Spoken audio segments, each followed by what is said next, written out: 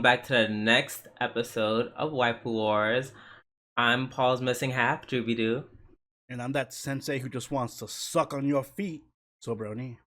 And welcome back to the Waifu Wars podcast, where we talk about all things anime, the good, the bad, and the weeb. Hi, Oni. Welcome back. I'm back. How are you doing, Drew? I'm okay. Yeah, I'm fine. I was gonna make some tea to like get me some energy, but I was like, I don't think I need it. I feel like I'm fine.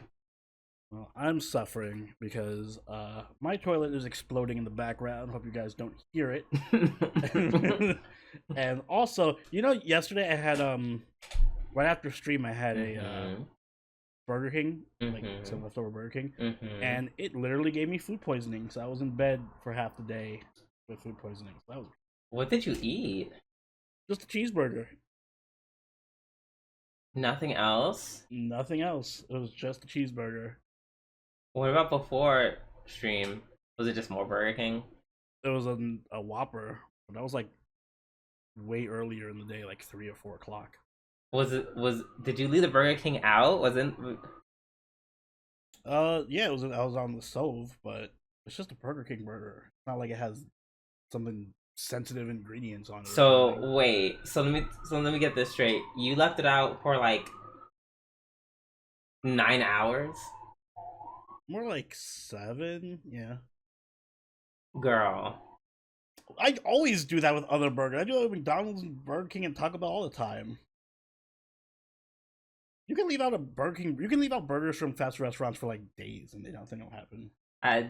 Well, something will happen to you. Nothing will happen to the burger. Don't blame me for this. This is Burger King's shitty cooking that gave me fucking. Girl, I don't know. Don't come out here defending Burger King. I don't know. I would never. I don't think I could like leave it. I leave it out for like if I buy it, if it comes at like 10, I'll leave it out for like. It's not like it has mayonnaise or something in it. It's literally just pickles, cheese, and Oh, I was gonna say the Whopper definitely has mayo. No, it wasn't Whopper. It was just a regular cheeseburger. Okay, I don't know what McDonald's. Actually, it didn't even have cheese because it had it was just a burger with pickles. Yeah, girl, I don't know. Like I mean, I get. Can I just make the assumption that I've also eaten food that you left out for that long, too? No, I would like let you know it's been out that long. I appreciate that. I'm like, girl, whoa. Yeah. I, in the future, would not recommend that. Especially not during the summer, too. Food. That's fast food. Like, regular food, you can't do that with. Fast food? But, girl, bacteria growing, still bacteria growing. It's in a wrapper. In a bag.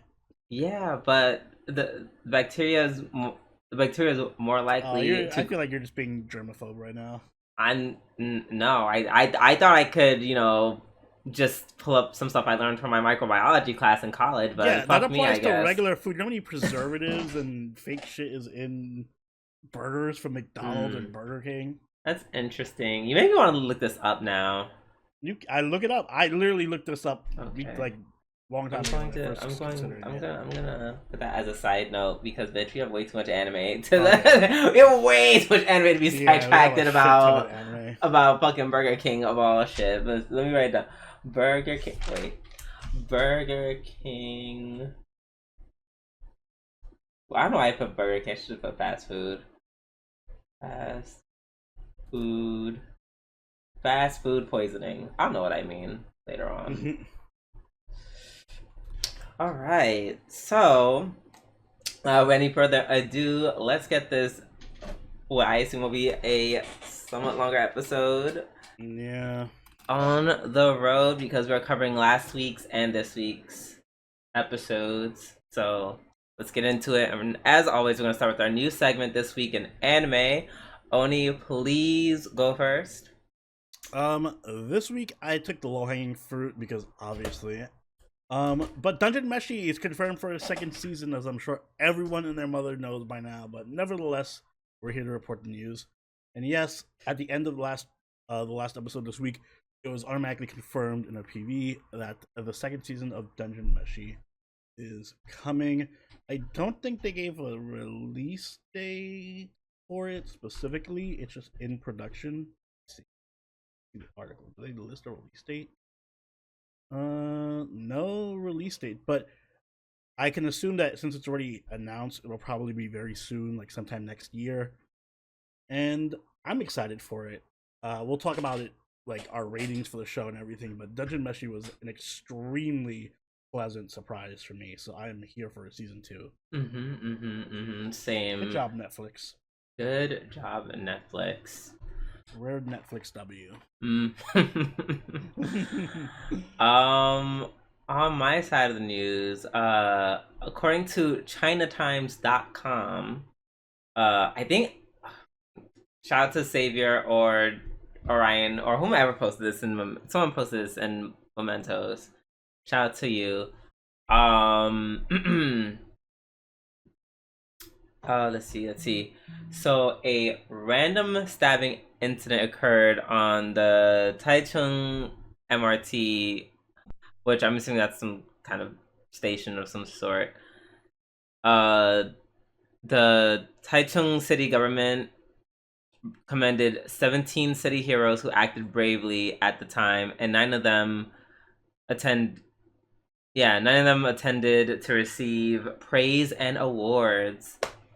Mind you, this whole article is written in Chinese, so I'm reading the translation. I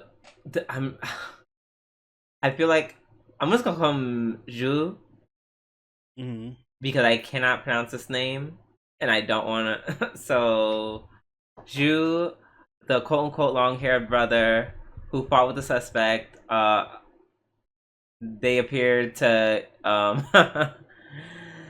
they accepted an award with the Monster Hunter kind of kimono-esque shirt. Oh shit, did he get like hurt? Look at this picture. To play into anime in some way, shape, or form. I'm getting there. Literally the next sentence. Relax. Look, why did you reporting on a random stabbing in China? Literally the next sentence says that he said that he's an otaku and he hopes to vindicate otaku. So basically he was saying, like, you know, otakus are not bad like people think they are. You know, don't stereotype us, essentially. Excuse me. Apparently, after some Shang Jie case that happened 10 years ago, apparently, you know, people didn't, like, otakus were frowned down upon in China. So when he accepted the award, he was like, yeah, I hope you guys can see that, you know, otakus, we're people too. We're cool.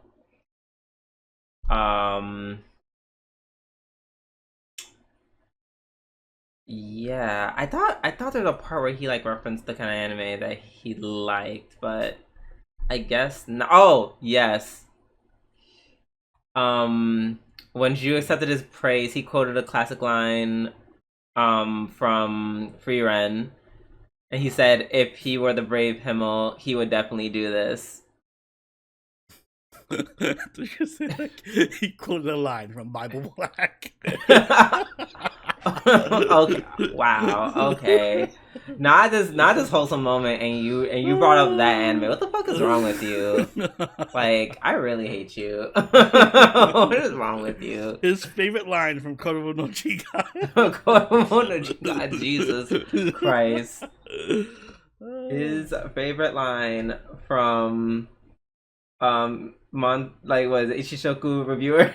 Yeah, Ishishoku Reviewer. Yeah, he also said if time could go over again, he would still make the same choice. So it's like, you know what? Good on him. He looks kind of fucked up, actually. Like I'm glad he did the right thing, and I hope makes the full. I'm pretty sure he'll be fine. But yeah, shout out to him. Shout out to, you know, otakus being heroes. All our otaku heroes out there. Yeah, shout out to y'all.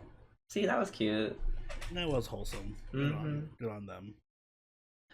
All right, enough of that good feeling shit. Let's get into the business this week, which is our weekly reviews, and we're gonna start off with Konosuba. Yeah, the score is really weird right now. Maybe it's because I haven't seen it in 2 weeks, but I feel like a lot of the stuff is swapped around. Oh god, it's gonna make uploading to YouTube a little annoying, but fine. Yeah, Konosuba 9 and 10. I'm so mad I missed episode 9 because that shit was. I wish I had saw it with you guys. That might have been the funniest episode I've seen. Oh my god! I remember everything.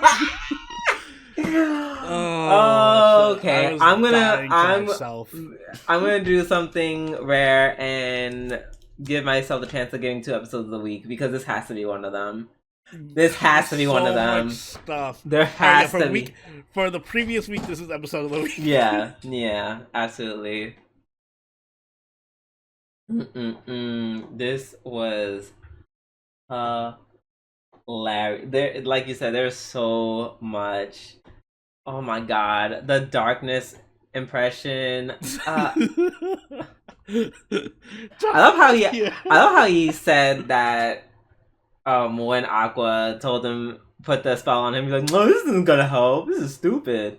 And baby, it was like the entire clutch. Right, it was the best thing. Well, for him, worst thing for her. Darkness, yeah. Oh my god! Everyone, let her come in. I'm naked and I'm fucking myself. I have a vibrator right now. She's like breaking his hand, and you see like, it's breaking. And you see you see all the guards outside who are just like blushing. Yeah. And they don't, but they don't stop listening.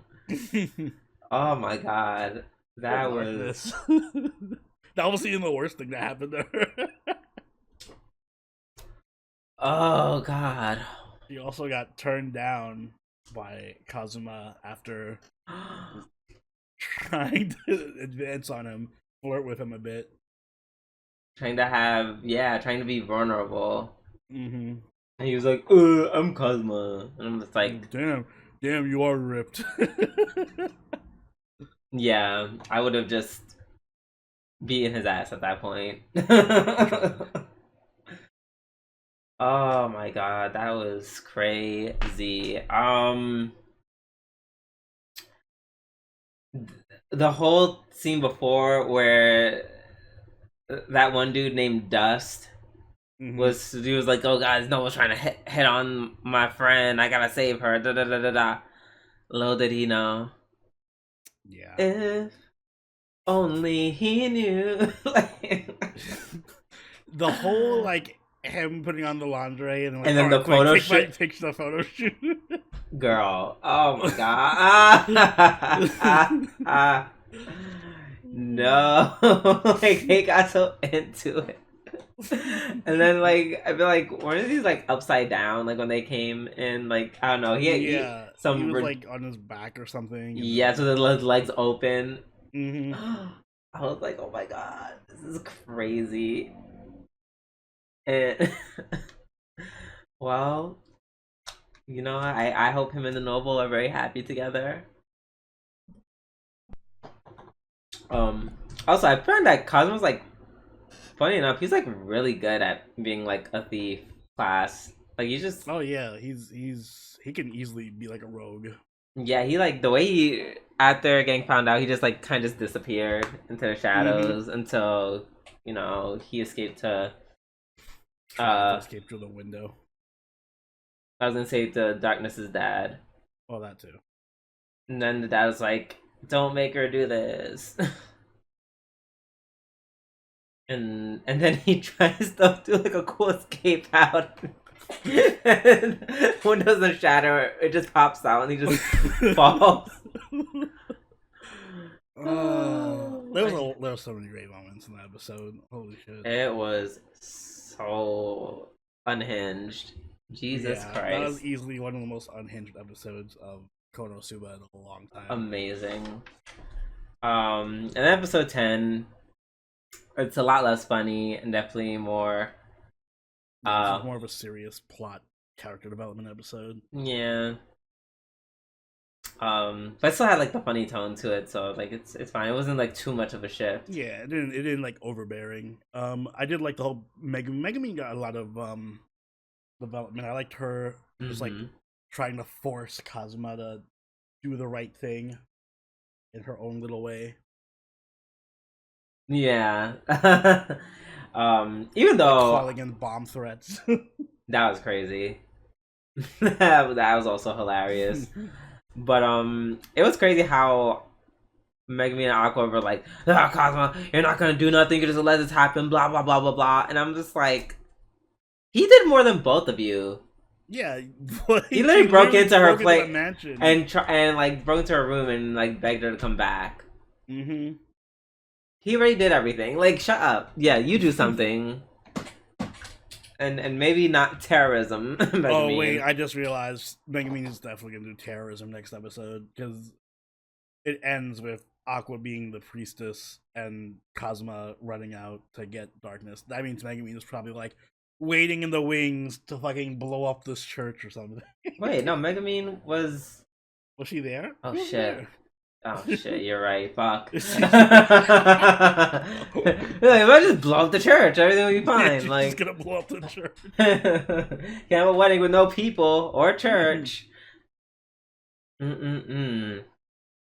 Yeah, I hope that. I do hope she. No, I was gonna say I hope she doesn't do that, but I'm like I hope she doesn't do it and kill people. But I hope she does. I hope she does do it. Just not. I feel like it's not gonna happen, but if it did, that'd be awesome. Also, I really like Aqua's new look with the costume. Yo, that's what I was. Yo, that hair looks so good on her. Mm-hmm. They look great. Like, yes, have this new hairstyle. So I don't know. So I'm less annoyed by your face. No shade to her. I don't know. It's just seeing her face kind of just annoys me. Wow. Like, not in a serious annoying me, but just like, ugh, it's Aqua. Like, and because I know she's about to open her mouth. Her voice annoys me. Like, could you imagine hearing that in real time? I don't know. I find Aqua pretty cute, so I can't complain. Oh yeah, I'd give it maybe a month before you like try to pawn her off on someone else. You underestimate my simping capabilities. I don't know. Then again, Aqua is pretty trashy. So I was like Aqua. I was like, like compared to Megumin in Darkness. It's because she's compared to Megumin in Darkness. No, it's because she's compared to literally anyone else. Like. I'm like, girl, Jeffrey, don't make me lose any more respect I have for you. I had to use your real name. That's how much that took me by surprise. It's easy to say that she's trash compared to Megumin and Darkness, but literally every other female character in that show. She's still pretty hot. Let's be honest. Nope, don't see it. Don't see it at all. I can't. I just hear her mouth and everything is canceled. This is what I truly mean when I say, like, it takes more than a guy just being hot for me to, like, really like them. Because just like Aqua, if you open your mouth and it's giving Aqua, I'm immediately like, no, thank you. Alright, it's over. There's no amount of hot. If they could look like fucking... who's that quarterback for the Eagles? What, Jalen Hurts? Jalen Hurts, yeah. They could look like Jalen Hurts. But if Jalen Hurts opened the mouth and all I heard was Aqua, I'm like, absolutely not. No, none for me. But yeah, we basically see how this season's gonna pan out with the whole conversation between Kazuma and Veneer. I think Cosmo's about to basically liquidate his assets and be like, here's the debt. So I think they're actually gonna go back to being poor, which makes me kind of sad. That actually makes me sad because I feel like Cosmo actually worked hard to build up his fortune. Yeah. But he's got to make the sacrifice, you know? Yep. Oh, well. Sucks for him. All right. Let's move on to Mushoku Tensei Season 2, Part 2, Episodes 9 and 10. These, well, this is my episode of the week for this week. Yeah. No. Yep.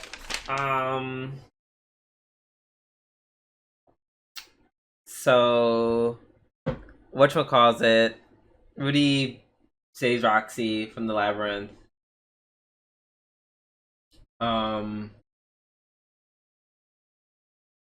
Let's see. I think he's just like waiting for Roxy to get better. Oh my god.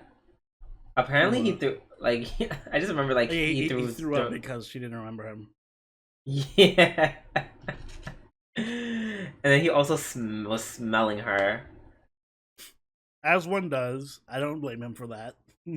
Girl, Roxy was out there for days, weeks. Why are you smelling her? She reeks. Like The one you love never smells bad, you know? Well, I guess for you two perverts, I guess it doesn't matter. It's his goddess. He wants the scent. Oh yeah, they you refer to someone having like the curse, like Paul or Roxy getting cursed, someone getting cursed, which was interesting because me or Ryan and our thing when we were watching it, we were just like, oh, I guess that's their code name for like PTSD. Yes, they were like, we have to get her right back in, or else she'll be cursed and won't be able to enter in. I was like, yes, the trauma. Yeah, she'll be cursed with the trauma.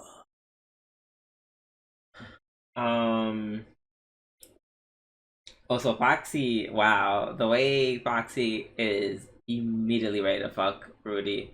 Oh yeah, that was cute. She was really, her flirtatiousness is really adorable. It is. I can't wait till someone tells her that he's married with a kid along the way. Hoshi, is that your girlfriend? Oh no, don't worry, she's not my girlfriend. She's my wife. Yeah. Also, Rudy being dense about it because he's just like can't comprehend. Like, why would she like me? She's my teacher goddess. Right. Meanwhile, she's like, she's like, wow, you just kind of grew up to be hot, so. And you saved my life. And you saved my life. Someone pointed out that, I think it was Orion pointed out that he rescued her in the same way that she like mentioned it like as a fantasy in the first season. Yeah. It's like I'm gonna be in a dungeon and some tall, handsome man is gonna come and save me. Girl, get better dreams. But hey, it worked. I mean, it did happen. I'm not saying it shouldn't happen. I'm just saying get better dreams. How about dream that you're actually strong enough to handle the dungeon by yourself? How about that? And then I like that Roxy says how like she grew just from her teaching Rudy. Like, you know, apparently like it made her mature as well. Yeah, I actually really enjoyed their dynamic. They had a lot of cute moments together, and it made me feel like, oh, it kind of felt like old friends reuniting, but it definitely felt like there is a relationship subtext, you know? Like, yeah. Oh yeah, I can see them hooking up. 100%. All right, well, let's get to it. Yep, the Father's Day episode, the Father's Day special. It's so crazy that they didn't plan this. I don't know if they. I feel like they definitely planned this. No, because they don't celebrate Father's Day in Japan. Like, that's not a day in Japan. I'm pretty sure Father's Day is a date. That is not okay. Well, this you can actually Google. Father's Day celebrate Japan. in Japan. Oh shit! Oh, it is. But wait, okay, but when did this episode release? It doesn't come out on Sunday though, does it? It came out today. Yeah, it came out today. It did. Yep. Oh, you son of a bitch! It's absolutely diabolical. It's definitely intentional. Yep. Wow. Damn. Because I think there was an earlier point in this season where they skipped a week for like production purposes. Did. I'm screaming. Oh my god. Me figuring this out right now. Oh my god. I just got gas. Ugh. We're like, wait, we have a chance to do something really funny right now. Let's skip a week. Air it off.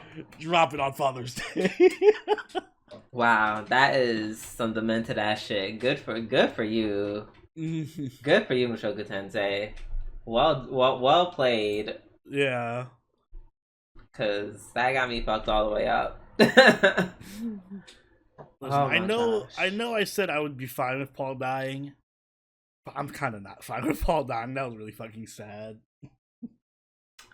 The way he died was sad.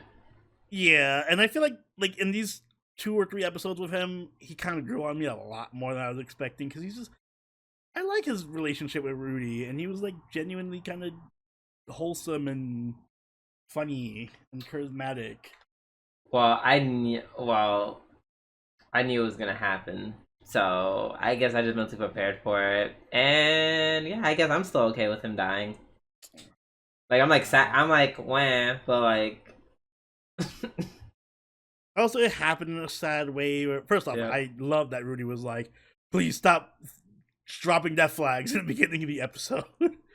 But I mean, between him and his dad, they dropped like 50. So, I like him dying to protect Rudy, which I know Rudy's gonna like. Oh incoming depression arc part 2. Oh like, yeah. Oh yeah. It's depression, but his dick works this time. Yeah. His dick work, but his heart don't. But because it was kind of Rudy's fault, to be honest. Like, he literally zoned out. I was like, oh, he only has 1 head left. Oh, he's so fucking good. And then yeah, he let his guard down. Yeah, no, it was Rudy's fault. It was 100% Rudy's fault. He let his guard down, and then everyone was like, "Rudy, pay attention." He was like, "Huh?" Mm-hmm. Yeah. And of course, he loses his hand as well. I don't think that's a big deal, because I'm pretty sure either they're gonna have some magic to like fix it, or he's just gonna get a cool mechanical hand or some shit.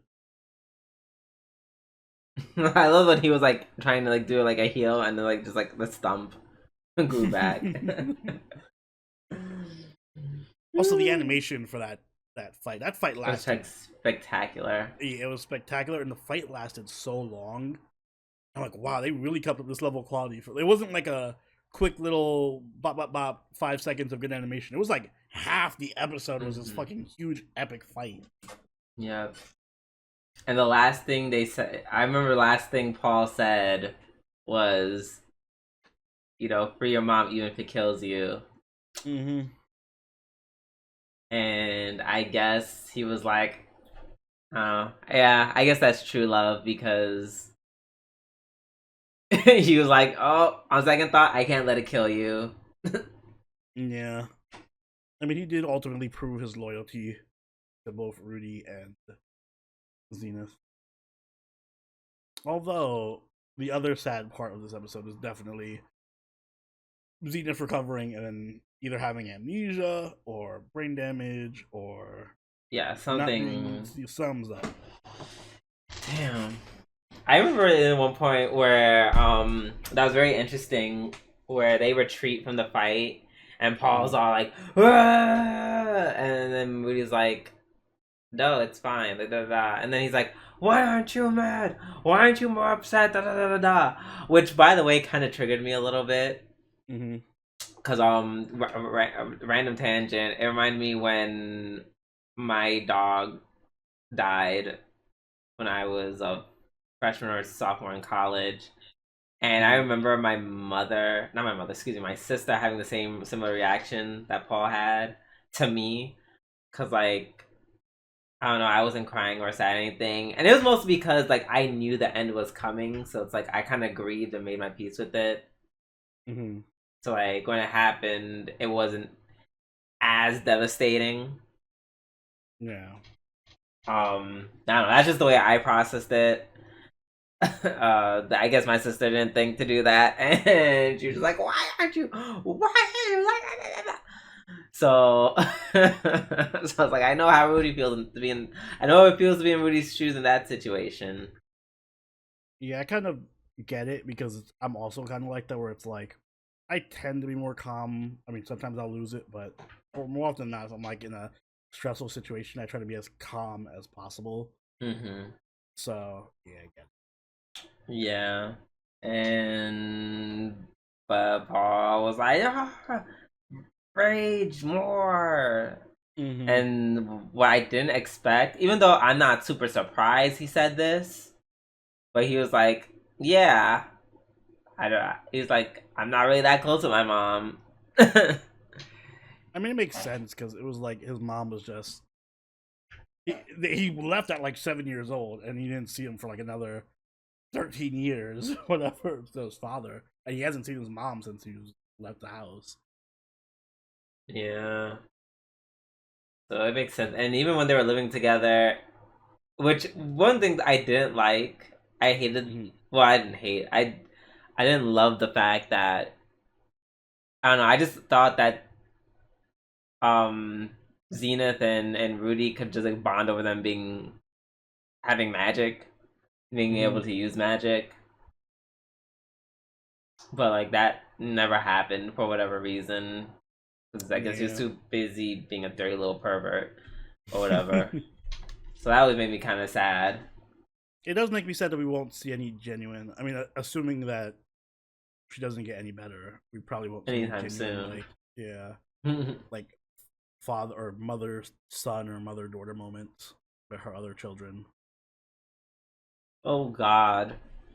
Which is Yeah. also gonna suck for them.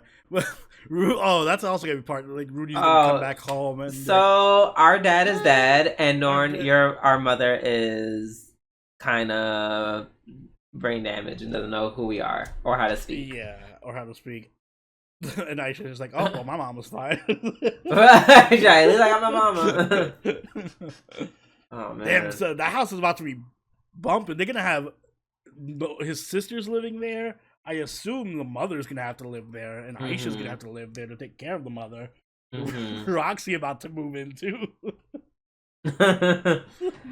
I mean, yeah, probably Roxy's gonna, Hopefully it's a or mess. probably, or maybe Roxy won't come once she hears that he's married. Are we getting Homewrecker Roxy or not? I don't know. Let's see. Not Homewrecker Roxy is crazy. Homewrecker Roxy. Let's go. Homewrecker Roxy. All right. Let's move on to Slime season 3, episodes 10 and 11. Oh God, what happens in? It's funny because these episodes blend together. So like every They episode of Slime feels the same to me. I mean, it was just kind of 10 and 11 is kind of just like the wrap up Yeah. episodes, so to speak. The evil priest dudes got killed very quickly.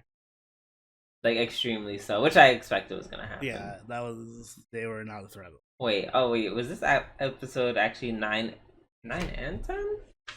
It's episode 9. No, it's 10 and 11. 10 and 11. Oh, I'm looking at the wrong anime. Okay, never mind. I was like, oh, am I crazy? But yeah, and they apparently they're talking about, and this is so interesting. They're like, oh, they're trying to kill off Hinata specifically because she's receiving too much love from Luminous, Which at first, when they said like love, it was just like, oh, is it jealousy or is she like fucking, or she like fuck them or something? But I'm assuming it's just like attention because I doubt Hinata is just getting banged by it's just the holy deity vampire. But a murder? we resort to murder? That's because you're jealous? It was an extremely shallow reason. Like, extremely stupid. To, like, literally to upstart all of this over, like, because you jealous? Like, being part of a plot to overthrow a kingdom and, like, it was just a lot just for jealousy. In their defense, she is hot and cute, so I understand the jealousy. Just not to the point where you would like launch the kingdom into a fucking war. Right, like that is insane. And then they're like, "Yeah, we'll kill Rimuru." To be fair, even though they were killed rather quickly, Rimuru did have to like use his one-time bullshit ability that was supposed to be one time, but then Gabriel was like, haha, JK, I had a backup just in case your dumbass did something. And yeah, so they could have potentially may have like seriously injured or killed Rimuru without the Beelzebub skill, I think it's called. Yeah. So yeah. But they didn't, and they died. That part. And Luminous very, very quickly. I don't think he killed any of them. I think Luminous did. I think Luminous killed the three of them. And she was just like, I forgot what she did, but it was some cool holy stuff. The other three. Diablo was just like fucking screen crush. That was cool as fuck. That was a cool kill. I was very satisfied. Yeah. With that death. Very much so. Excuse me. Then we learned that the Mafia was behind the 7 Dummies. I don't know what their name's called. The Family or whatever. I can just call them the Mafia.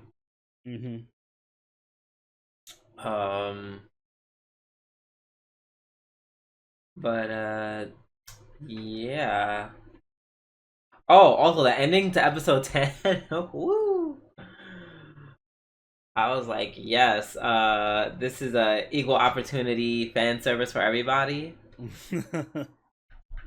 You know, everyone's in the hot spring, so, you know, love when that happens. Everyone got equal opportunity to show their stuff. Yep. Episode 11 is just like, we're officially being buddy. Yeah, that was the pure wrap-up episode. Yeah. It was just like epilogue the episode.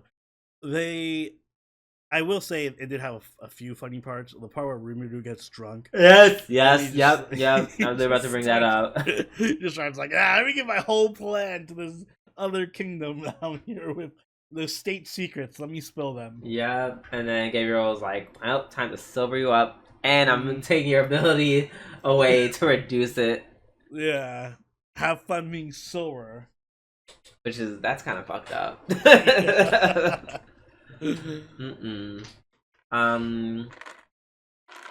they learn about the angels who apparently attack a country that's like developing too much, which is interesting. Because now I'm like, to what extent do you need to develop, and to what extent do they destroy you? Like, are you talking about your kingdom is too big and grand, or your technology is so advanced? Like, you know, like when they bring out, I don't know, like telephones, when they start making like telephones, which he's apparently clearly working on, like some magical form of like communication. Yeah, is that when the angels are gonna strike? Like, no phones allowed. Get the fuck out of here. You took it too far. The white rice and chicken and all that shit was good, but no phones. I mean that would be that'd be fair. If I was an Angel, I think that's like a good point to intervene, I guess. So yeah, that's very interesting. The family is like, oh no, he's becoming too strong. We must stop him again, or at least attempt. Which I don't know why. It's like, girl. Once again, the Overlord who killed 20,000 people by himself. But hey, I guess I don't know. Do they not have spies anymore? I guess not. Like, it's like for such a scheming ass family, what happened to the intelligence collection? What happened to that? Because if you had any spies anywhere, they would have said, "Hey, this idea is dumb because he kind of killed 20k people by himself. I feel like he can do it again."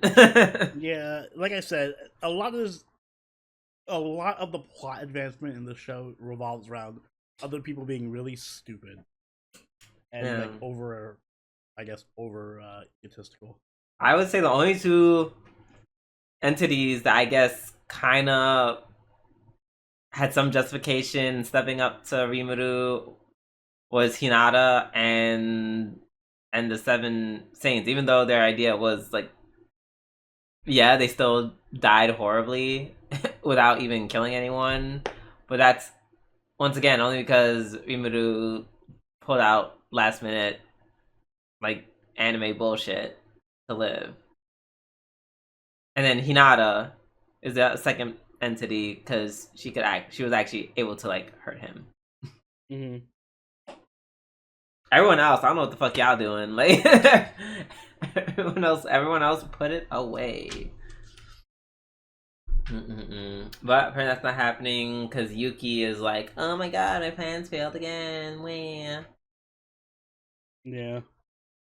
But he's putting some more plans. Apparently he's about to fuck over that guy who was one of the seven. Mm-hmm. Like, they talked and it seemed like he's like, yeah, okay, see you later. And then his assistant came up and he was like, oh, so you're going after him next? And he's like, yup. But I don't know what that entails, so we'll see. We shall see. Alright, up next we have Merchant meets the... Sorry, Spice and Wolf, Merchant meets the Wise Wolf.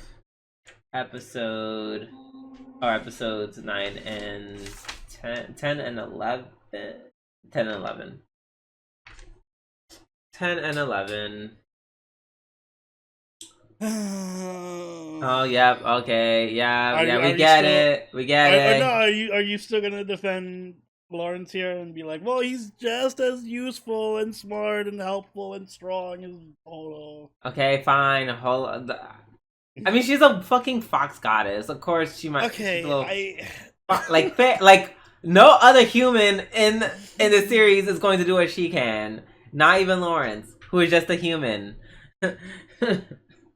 You can't. I don't. You can't hate on Lawrence for just being human. So here's the thing. He can't fight three people off because he's human. I don't need them to be smarter than Holo or whatever. Like, fine, I accept that she's the smart one. That's her job to, like, always. But, like, hey, just be competent at your job. He went around begging and barely got scraps, and then Holo came up with a plan to bail him out in, like, 2 seconds. But that aside. Okay. Oh, just a 2-second plan. Oh, yeah. Well, she came up with a plan faster than he did. Yeah, well, of course he wouldn't think to break the fucking law. Yes, that's a huge asterisk. Her plan is illegal. So, like I said, I don't need him to be smarter than Holo, but at least, like, offer something. Like, if he was genuinely, I don't know, supportive, like, emotionally, I would understand it. Like if he was her emotional support, like if she's like the smart, strong person in the relationship, and then he's the emotional support person that grounds Holo and all that, I would get it because it would make sense. Because Holo clearly has. I mean, I feel like he. I feel like he. I mean, I feel like he does do that for the most part. Does he though? Or does the show just say he does, even though he doesn't? He does. I think he. Holo literally had to tell him, "Hey, stupid, I'm special to you right now, so that I can feel good." Oh yeah, you're special to me. Okay, but that's her fucking with him, which she always does. Like that's their thing. I get that's it. not. She was not being that serious. Like you know this. So what was the point? But so what's the point of you bringing that up? Because it shows that he doesn't genuinely do it. Like he doesn't support her emotionally. Other than just being witty with banter with her, but that's not the same as supporting her emotionally. He doesn't. First of all, it's like how does that? How's it not saying that? How is it not saying? How is it not saying? How is it not saying that? She supports him emotionally because when he was like having cold feet about the whole smuggling thing, she has to be the one to be like, listen, you want me to talk to the shepherd because I know you're gonna be feeling a certain type of way about this, or hey, don't worry, we're gonna get through it. Like she feels more like his mom than she feels like his love interest. She's always there to support him, protect him, come up with his plans, cheer him up. Like I need him to do something. He also cheers her up, buys her food, constantly. She buys her own food. No, she does not. She makes back the money. She makes back the. I mean, she hasn't made them back. She's about to make the money back, but I'm saying between the last time she made him any money and now, it's been a minute. I'm sure he's still feeding her well and good. Begging for money because he can't think of any mercantile plans to make. I just want him to have, and like I get it. The show acknowledges like he's like, oh, I'm so pathetic at the end of the what was it, episode 10 or whatever. He was like, oh, I'm so pathetic and yada yada. Episode 11. And like and I'm like, all right, good. I'm glad, but you need to have at least one redeemable feature for me to like hang on to. Like, what is he gonna do? I feel like you're just looking for him to have that one like MC moment. I want him to have one redeeming quality. Wow, one. So he has he has zero redeeming qualities. There's nothing good about. There's nothing good about him. He feels like the generic self-insert from a random, harem anime that all the girls like, and all he is just like a cardboard cutout that just like is somewhat nice to the girls.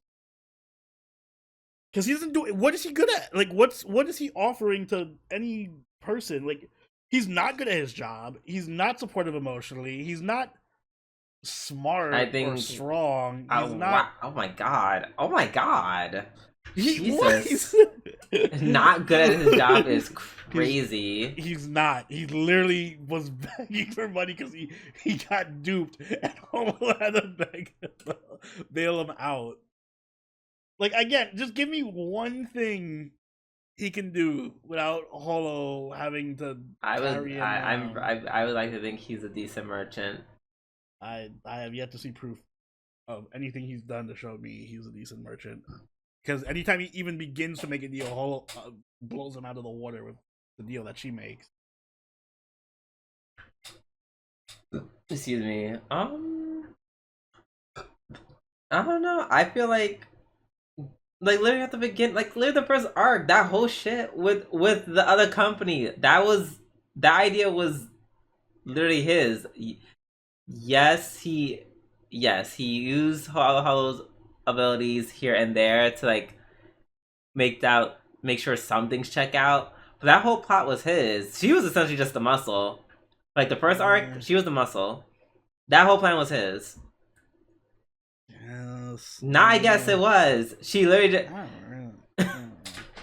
he literally did that, and he literally did that whole shit by himself.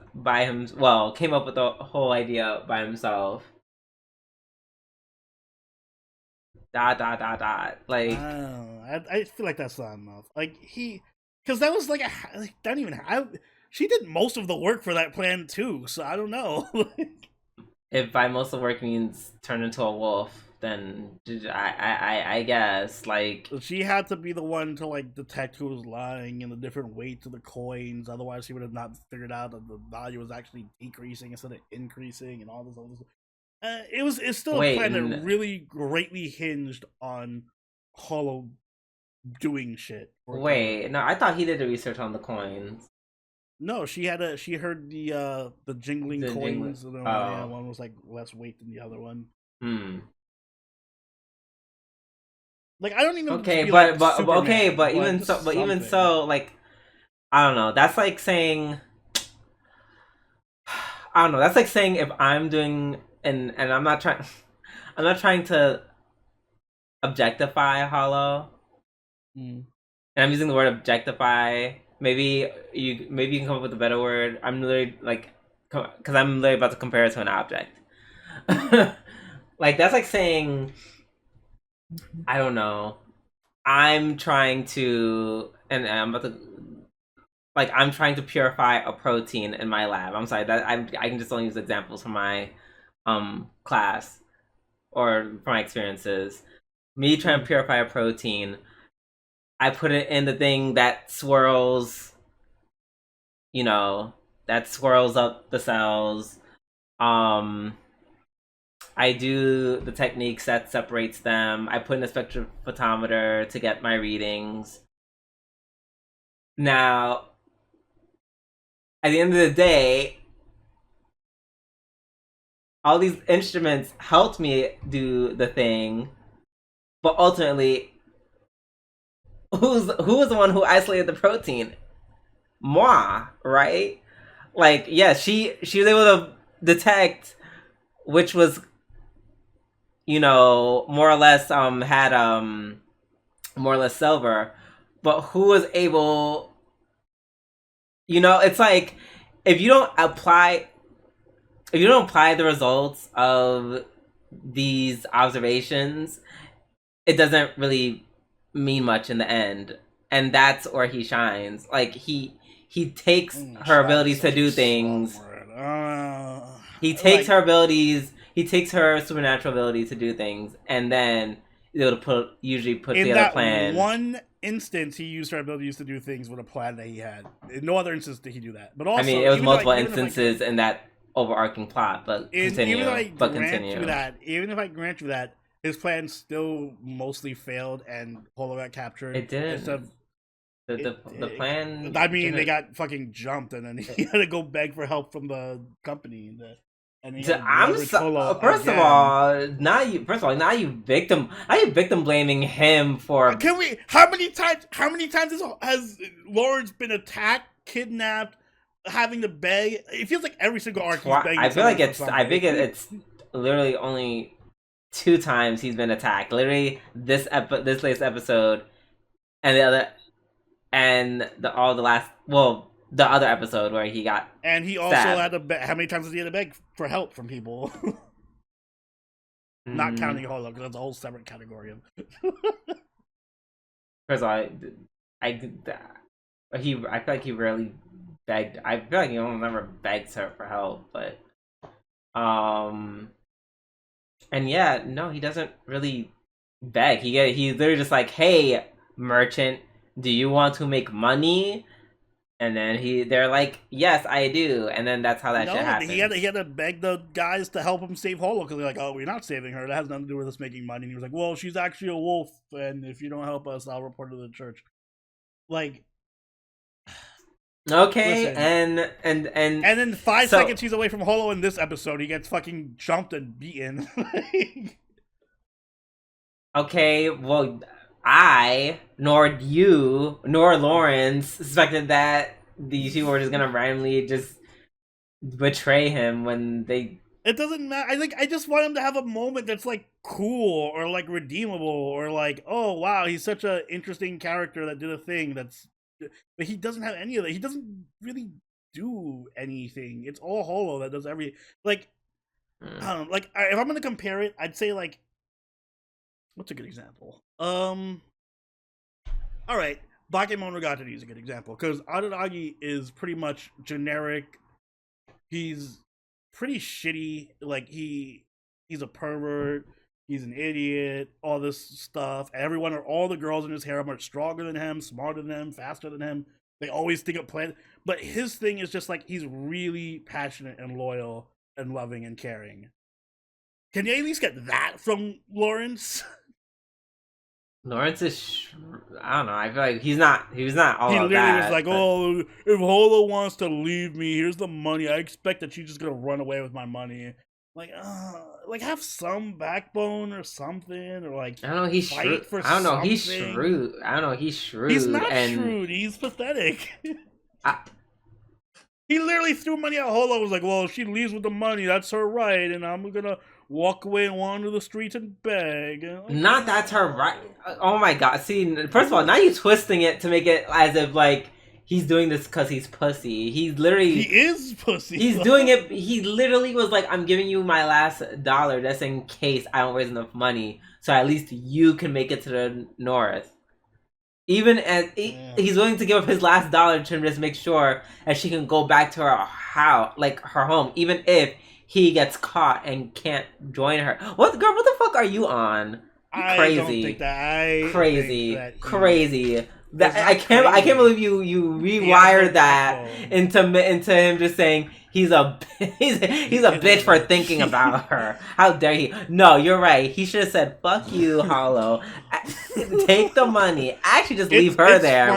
Leave her to put the. I think you just have a crush on Lawrence, and I really don't. I actually don't. I just think he's not like a terrible person. If this was any other character, you'd be like, "Oh my god, this character is such." No, because I'm just like, why are you shitting on it? Like, I just don't understand why you're shitting on it. I'm not even saying he's like an amazing revolutionary main character. I'm not saying that in any sense of the word. I'm just saying he is different, which I appreciate. That's one way to put it. Different. He's not like I don't even think he's different. I think he's not some. Generic. He's not some five. He's not like some. I said five. He's not some like 16-year-old man who's kind of a pervert who may have to save the world. Like I don't know. I want him to do something. That's my only thing. I just want him to do something. Okay, I think you just need to watch a shonen. You just need to watch a shonen where the main character is like, "Oh, believe it." It's good. Alright, well, the next time we talk about a show and the character does something that's a man, I'm like, "Well, Drew, why do you like him? He's a shonen. He's doing shit. Why? Why do you like Laos and Dungeon Meshi? He's leading and shit. That's shonen trash. He should just be in the back. He should have left the entire dungeon. He should have left his friends and be like, "No, I'm gonna do it by myself because I don't want to hurt my friends. I have no courage or backbone. I can't stand on my principles." You done? You got up to this stuff? Done. I will say that one thing I did like about these episodes was I love the interaction with Nora and Hello. That was very cute. Yes, I agree. I agree. I'm sorry. I'm laughing to myself because I was laughing when he got jumped. I'm just like, oh my god, again. I hope off-screen Lawrence takes jujitsu classes and gets like a master's in economics so he can come back and be useful. Not master's in economics. Do they even have school? Do they even have school in this world? I don't think they do. I don't remember anything about this show from when I watched it as a kid, but I feel like I remember Lawrence being a lot more competent, and also so maybe that's part of it. Like I'm like childhood me is like fighting. I'm like I like this character as a child. Why the fuck is he so useless now? But also, it's the way I almost want to watch the old one, but I sort of got it's literally like the same thing. I'm literally going to beat you up. It's probably going to be the same exact thing. I'm literally going to beat you up. I saw this when I was like in high school. But also, I feel like he is going to eventually do something because he's doing the whole arc where he's like, "Oh, I'm so pathetic." So I feel like something's going to happen with Holo, and then he's going to be there to step in and save her from the wolf or something. He's gonna kill the big ass wolf, just climb on its back and just stab it. Oh, that was the other good part. I love when the big ass wolf showed up. That was really fucking cool. Yeah, and Holo was like, you youngin, you little bastard. Or at least like make noise and scare off the big wolf or something. Like, I don't know. Or like Holo might get beaten up by the wolf and then he'll come and like heal her up or something. I don't know. I hope it's not just like him being like tied up for the rest of the arc and then Holo kills the wolf and then finds him like, oh, let me untie you. I'm kind of gagged that I feel like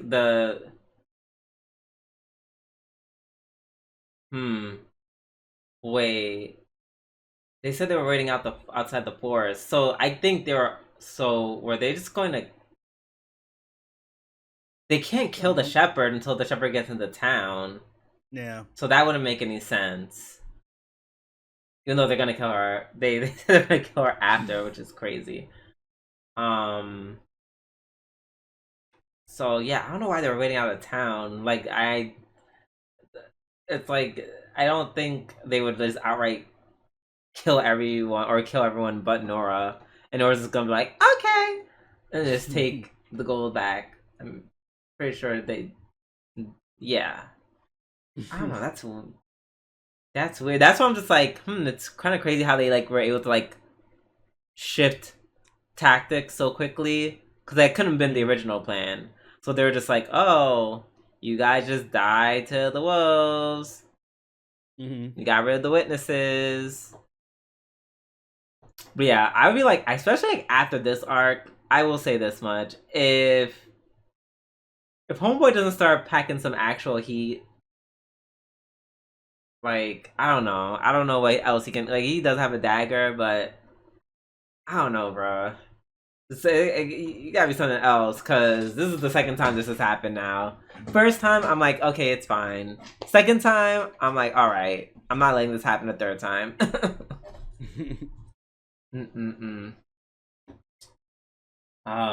yeah. I'm looking forward to seeing how this arc wraps up. Hopefully we get some spotlight for my boy. Give him a dub, please. Just one. Well, there's 13 episodes left, so yeah. Right, up next we have My Hero Academia, season 7, episode 7. Oh, sorry, I had to burp. The war. The war. Of course, it starts off with Toga being crazy as per usual. Mm-hmm. She's like, Deku, you also don't like me murdering people or whatever? What the fuck is wrong with you? No. And then it was funny because they find out that Toga's yandere ass is literally blocking a spider sense, because she's like, I'm literally not trying to endanger you. Yeah, I love you, so I won't trigger your spider sense. Yeah. I did like the plan of moving them all into different like arenas though. After that. Yeah, and really smart, honestly. Excuse me. And then he's like, what do you mean by you like me? Like, you like me, you gonna go to parks and movie theaters and all that stuff? Like, because he got really stunned by that, like, I guess hearing his first confession. Not his first love confession being from Toga. That's hilarious. That's peak, actually, so. Yeah, it was until she was like, I want to be you. And I was like, no. Am I crazy for shipping Ochako and Toga now? I feel like they have more chemistry. I think it's less that and more that they're supposed to be like mirrors of each other. They're bond that. I mean, yeah, that too, but that also makes them a better couple. Not really, because it's like the only linking them is that like, oh my god, we both like Deku. Like, that's it. That's literally it. 3-way? No, I mean, I know because you don't care, but like, yeah, I don't understand how you could hear her say that about him and not get turned off by her. Well, you know what? It's funny you mentioned that, because unfortunately there is a disturbing lack of good Toga dojins, because nearly every Toga dojin involves blood or gore or That's literally her. That's literally her thing. I'm like, why do they have to be so specifically in character for her though? Come on. Because that's her shtick. Like the war people are that's what they want to do. There are plenty of normal people who also like toga. Can we just have like a vanilla toga dojin, please? No, do you like? You know, this is like a girl who like probably wants to like fuck you while being you. Yeah, fine, I guess. I don't know. That's what you're signing up for. You're gonna get... Let me have my delusional headcanon that she wants to just be normal. No, that's literally what the whole point of this episode is that she can't do that. That's literally the whole point of this episode. That's literally the whole point of this episode is that she can't conceive that. Like, she's just like not willing to do that. She can't conceive that. It's sad. She's so beautiful, but counter to all my fetishes, I can't. Uraka is the best choice after all. Now it took her turning into you for you to snap out of it. I'm glad. Well, it's not even that and also the blood play. I'm not a big fan of. I hate needles. I don't want needles injected in me. I mean, maybe she won't. Maybe just give her a little bit of your blood, and if she does the fang vampire bite, I'll be fine with that. That's fine. So you are okay with her fucking you while being you? No, that also she has to stay herself. Oh well, she can beat me while we're not fucking. Yes, that's not ew. So just like right after you finish, she just turns into you, and that's great. After I'm done and like asleep or whatever, yeah, she can turn to me and go to work. You know that's not gonna happen, right? She wants to be you as you. She wants to be with you as you. She just said she wants to be one. Listen, how about we go back to my 3-way idea and she could be Ochako and then we can have a 3-way with 2 Ochakos, alright? How about that? She also wants to be Ochako, so. And then we all win. And then right before it happens, she just lifts you up and kills you. Because that's what she's gonna do, probably. Worth. Oh god, and that was just this week's episode. I forgot what happened last week's. Oh yeah, they kind of explain how they're able to fool all for one. Which is pretty cool. That was really cool, yeah. That's one thing I love about this anime. They always bring characters back. Like, oh right, he does have that really OP ability to control people. And it got stronger. Yep. Which probably put him in the hero class. Like, now we can make people talk. Yeah, like... just give him a rank up. There's some people in the hero class who don't deserve to be. Get that sugar guy out of there. Or the guy who can talk to animals. Well, first of all, controlling animals is great. Like, that's no PS power. Hello? Alright, sure.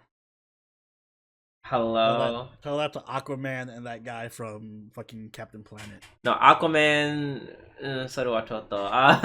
you know? That, yeah, he's a little bit limited. However, what? You know...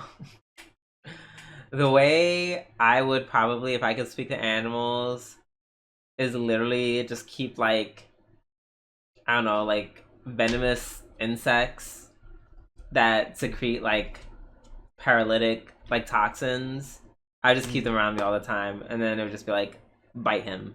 and that'd be it. That would be it. So yeah, no, controlling animals is, like, that's a really powerful ability. Not more powerful than mind control. Fair enough. I mean, the difference... I mean, technically, it's both mind control. One is just humans and one is just animals. Yeah, but humans are definitely more useful than animals. I mean, unless you're, like, talking to a fucking... pack of lions or something, I don't know, and you specifically kill somebody. Bless me, thank you.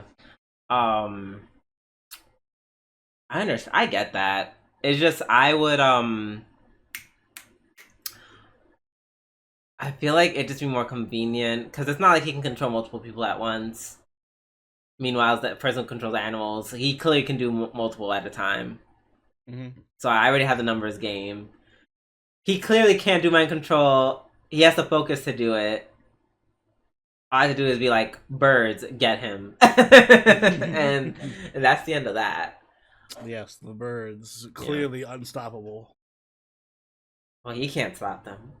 He can't stop him. He don't got the power. He just has mind control.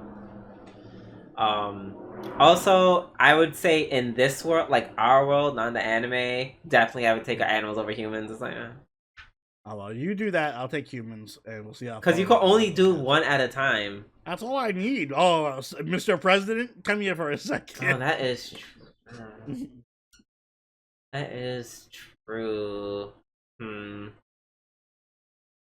Fair enough. Point taken. Oh, maybe I just like animals. Yeah, I think you just like animals. Biased. I mean, they're better than humans. Let's see. What else happened in the other episode? Deku got snatched up by Toga. Oh yeah, and then of course he was like, can y'all warp me back? And they were like, girl, no, you have to get here yourself. Yeah.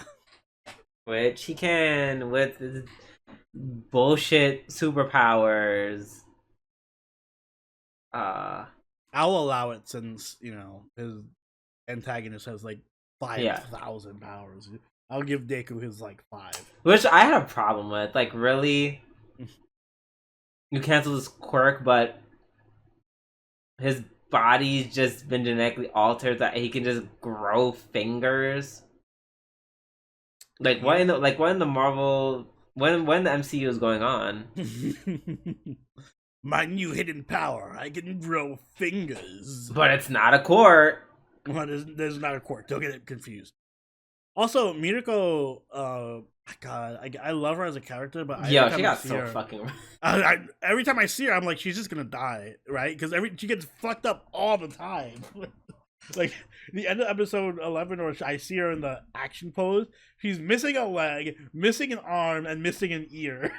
I mean, that was from.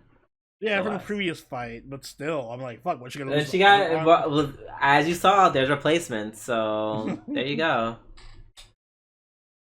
Also, I loved how her and Bakugo have the same exact personality, so they were like, that was really funny. I'm just like, Bakugo, I feel like she's still gonna fuck you up. Yeah, she's still like the number, 5 or something. Yeah, she's like top 5. Like, she's gonna fuck you up, girl. Yeah, all in all, good episodes. I'm looking forward to seeing everyone fight without Deku. Mm-hmm. Alright. Up next, we have Blue Archive episodes 10 and 11. Yes. Episode 10 was mostly an action episode, actually. Surprisingly enough. Mm-hmm. Yeah, Hoshino withdrew, and then Kaiba. I'm trying so hard not to call it Kaiba Corp. Yeah, Kaiba Corp invaded. Yeah, Kaiba Corp invaded Abdos. They got the team from Ado and Team 69. So yes, I got her a really cool moment to shine. Absolutely. Yeah, these 2 episodes. Wait, why did I say it like that? Like I'm Canadian. Episodes. These 2 episodes. Episodes. What are you talking about? These 2 episodes, she was good. She was surprisingly good. I actually really enjoyed her. She was not as much of a clown as she usually is. Like at the end of episode 11, when they're like, "Oh my god, you'll help us, right?" And she's like, "Actually, can we think about that?" And I was like, "Wow, not a thought out answer." What? Not an immediate, yes, we'll do it. We're a problem solver 68. Yep. She's like, yeah. She's like, yeah, I gotta think about this one. I'm like, well, good for you. Mm-hmm. Good for you. Let's see what else happened in 10. Yeah, I think it just had like some badass fight. Well, I wouldn't say badass fighting, but it was cool enough. It was pretty fighting. It was. I mean, it was kind of badass when. Right? Was it? What was it? Cause I said cool bad guy boss fight, so I'm just like I'm seeing something cool happen. There was a lot of cool stuff. Like there was a scene where Sensei threw Hoshino's shield at Shiroko, and she like blocked the fucking railgun laser cannon with it. That was pretty dope. Yeah, Shiroko had like a bunch of moments where she just kind of zooming around. Like, okay, it's coming back to me. Yeah, it was a good fight. Yeah, it was a pretty good fight. 11 was the bulk of the story. We had the meeting between Sensei and Black Suit of Gematria, which sounds kind of like either an STI or it does or a pharmaceutical name that cures an STI. When I told you that the series is like really good at having fucking horrible names for everything, yeah, like Shitum Chest. Is definitely another one. Oh my gosh! If you want to control your genital herpes outbreak, take Gematria. Yeah. Very, very interesting name.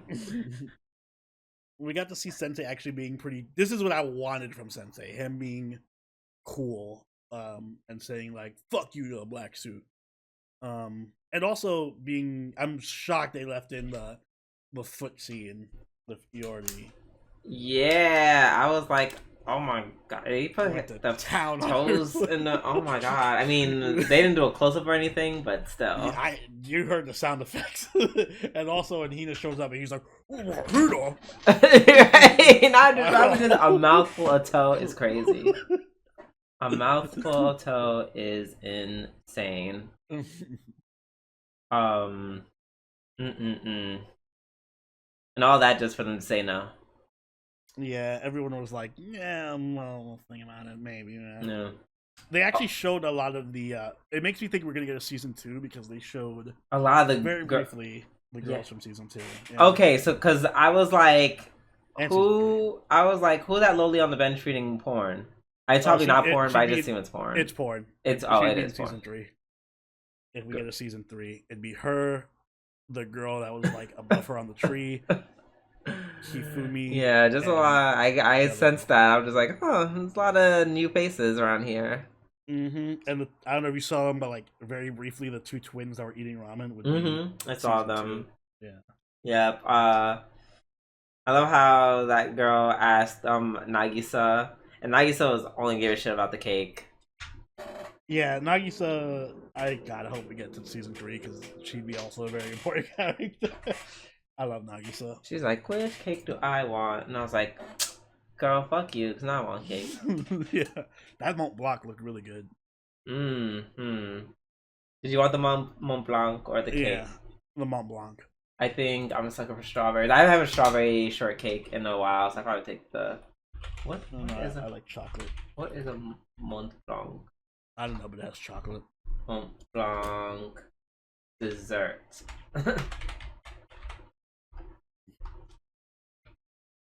It's a so it's actually not chocolate.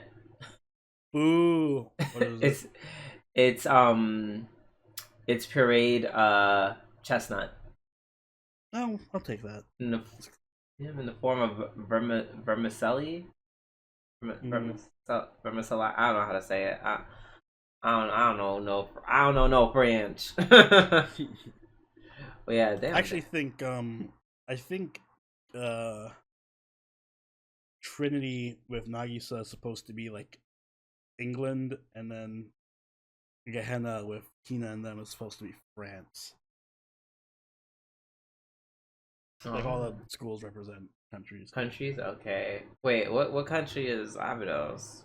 So, it's funny you mentioned that because I was thinking about this as I was watching this episode. And deep. It's pretty. Maybe I'm. Is it just Japan but in the desert? Like, no. There's like one school that's just obviously super China. I don't know if there's a Japanese school, but so think about it this way, because there's the writing in Blue Archive is super subtle, and every single arc is like a reference to some geopolitical situation in real life. So Abydos is a school / country that's located in a desert, is constantly attacked and in the middle of wars. It's being propped up by a military industrial corporation that it owes a large debt to. The corporation constantly tries to invade and take over Abydos so that they can get access to the valuable resources they have under their desert. Girl. And every other school ignores what's going on because girl ain't no way. Yeah, every arc is like a geopolitical thing. Oh my god. So, it's actually just an allegory for the Iraq War. Oh, I thought you were saying it was an allegory for Gaza, but well, I mean, I guess you could interpret it that way too. But no, yeah, Iraq makes more sense. But ironically, I think if we do get a season 3, that might be a better interpretation for Gaza. But yeah, wow, that's my interpretation at least. That is interesting. Wow. So yeah, it's supposed to be some Middle Eastern generalist country that's just being taken advantage of by like Western powers. That makes a lot of sense when you put it like that. Goddamn. Wow. Fuck me. Well, it's deep. Blue Archive is deep, y'all. It's not just a fan service anime. It's not just fan service anime. It's not just about sucking toes. All right. Do I have anything to? Oh, one small note. The animation. I don't know. It does some interesting things sometimes. I don't know if you saw it, but like the scene where they're in Hina school, or what it's called, Gehenna. And Chinatsu comes in. The scene where Shiroko stands up to give her tea. The animation for that was very interesting. Something was like very. I couldn't tell if they use CG in that moment. Like something about it was just very different. It wasn't bad. It just clearly stood out to me. I was just like, let me rewind that, see if it's just me. I'll have to watch it again. All I noticed was Shiroko stealing Sarika's fucking right, and then it goes like, that's mine. And then Chinatsu's like, oh my god, thanks for the tea. I gotta go and do something else. Bye. I made my cameo for this episode. Bye. Basically. Alright. Last anime of the night. Dungeon Meshi. Episodes 23 and 24. Woo! How did you like By Shonen Senshi? Oh, I was loving it. Oh, this is so great. I love that they even gave him a different voice. That was funny. Yeah, that was great. This is the only one of the few shows that can do a really depressing backstory about possibly eating a comrade, and then immediately transition to like, ooh, By Shonen Senshi and half-foot Marcial. Yeah, that scene was an insane story. Like, oh my god, that was so dark. Yeah, and I like that it was like kind of ambiguous towards the end. Like, did he eat the griffin? Or did he do the? I was like 100% like, oh no, he definitely ate his friend. I don't remember. It was like a whole little mystery. Oh yeah, no, I remember the mystery of them eating his friends. I don't know like the definitive like. Oh, he ate a hippogriff. Yeah. Yeah. Okay. So he is not a cannibal. Yay! He didn't eat his own partner for survival. Huzzah! The hippogriff ate all his friends. Yay! Yeah. I like how Laos is psychopathic, but just psychopathic enough to be to be fun. Friend, yeah. Friendly. Yeah. Oh yeah, that too. Like I'm obsessed with just how crazy he is.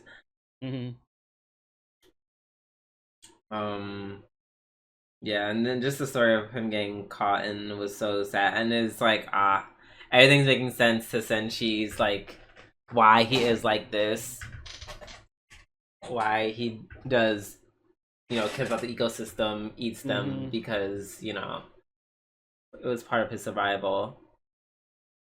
Yeah.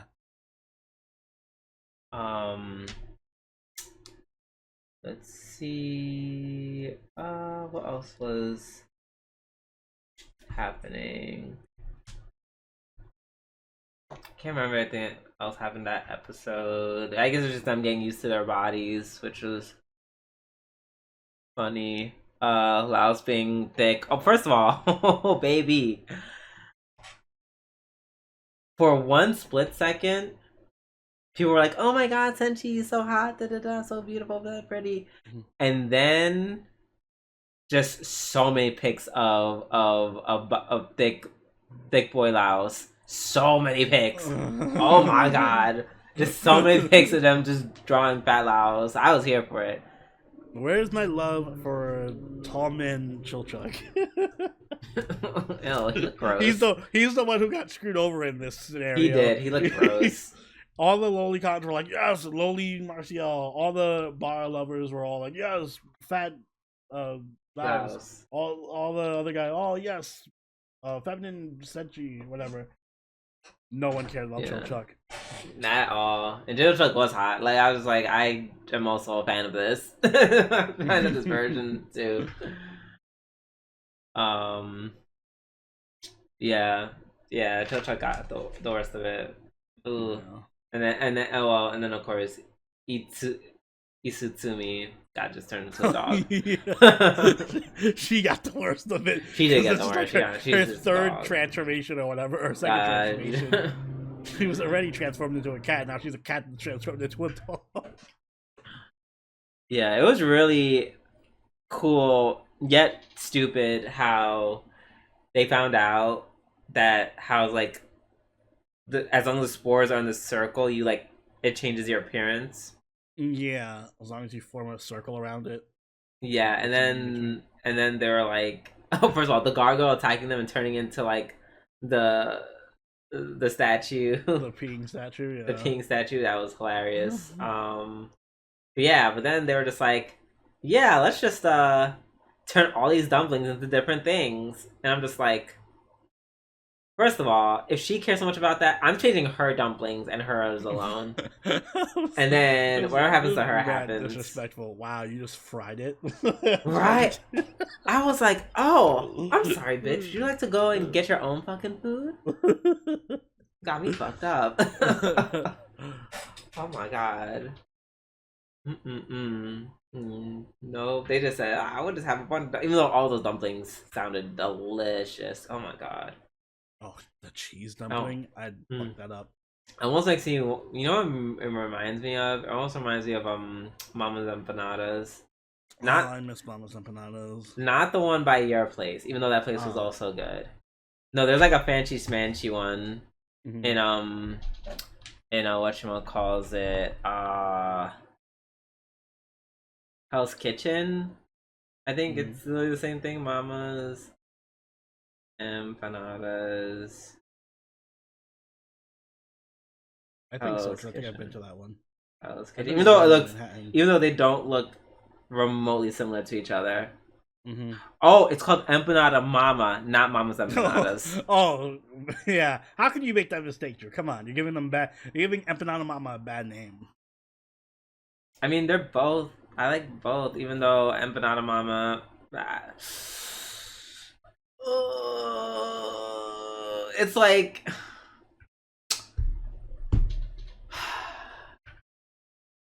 it's like the.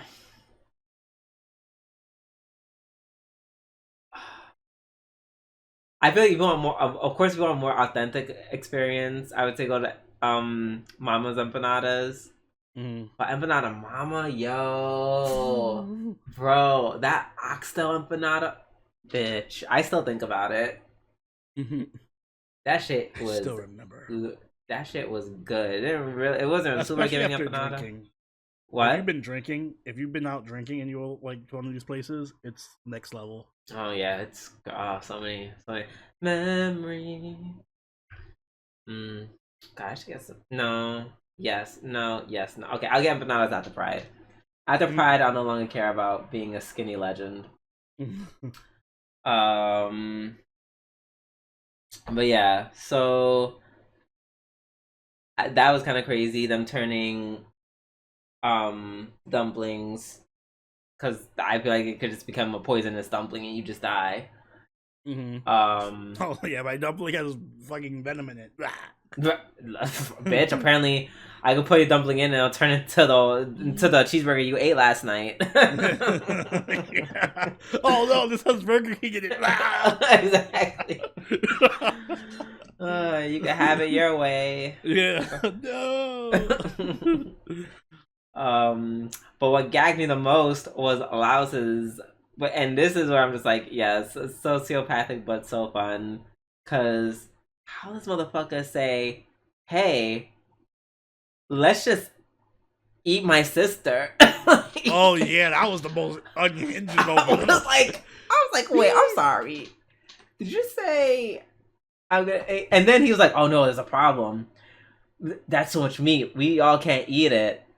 And then everyone's like, "That's your problem? The fact that you're cutting your sister?" Like, yeah, let's go get the homies and get them all. Yeah, big let's get everyone to eat my sister. I'm like, girl, yo, and he's over here thinking of menu items. Like, all right, so we can make soup. Menu items to eat his sister's homunculi remains. Like, I really so fucking psychotic. Like, absolutely psychotic. Like, just insane. Just insane. That is. I'm like, you got it, girl. And I love how that's like the premise of season 2. Just like, wow, yeah, we're just gonna find our sister / convince everyone to eat her. Duh. Yeah, I like how the whole thing just comes full circle, where it's like it always comes back to, well, we have to eat these monsters. So insane. The setup for season 2 is looking so good too, with the new groups coming through. Like the elves are obviously gonna be a big part of it. That's gonna be fun. I will say though, the ending still kind of felt a little flat-ish. Like the episode itself, or just like the specific ending? Like yeah, for like the whole season, a little flat. Had a little bit more pizzazz, but outside of I'm crazy and we should all eat my sister. Like, I feel like I'll let them slide with that one because they immediately announced the season 2. If this was like the final episode, I'd be like, what the fuck? You just ended it on this like random ass thing. But clearly they were like, yeah, we have more. So yeah, I'll let them slide. Yeah. All right, I guess you can rate it. Do you want to go first? Yep, I'll go first. Man, I'm honestly giving it a 9.5. This kind of like might low-key be one of my favorite. If it wasn't for Frieren, this would have probably been my favorite fantasy anime. And obviously Mushoku. Like, there's a lot of good fantasy anime now I'm thinking about it. But aside from Mushoku and Frieren, this might be my favorite fantasy anime. It's really, really, really creative, and I love shows that are like really consistent with continuity and like world building and all that stuff. And this is like omega tier world building. Like, holy shit, there's so much continuity and world building in the show. And I like how everything just like builds upon itself, and all the characters are memorable and great, and the cast just keeps getting bigger and bigger and bigger, but they still keep the same quality. And the action is good, the animation is top tier because it's Trigger. It's funny, but it's also, when it needs to be serious and sad, it can be serious and sad. It can have good action. It just does like all the things well. The only thing I would complain about it is that little slow in the beginning before the plot gets going. And then also there was a couple episodes here and there that are like hidden where it's like, it's just a cooking show. So, but still excellent fantasy. One of my favorites of all time, I think. Okay. I am going to give this a 9.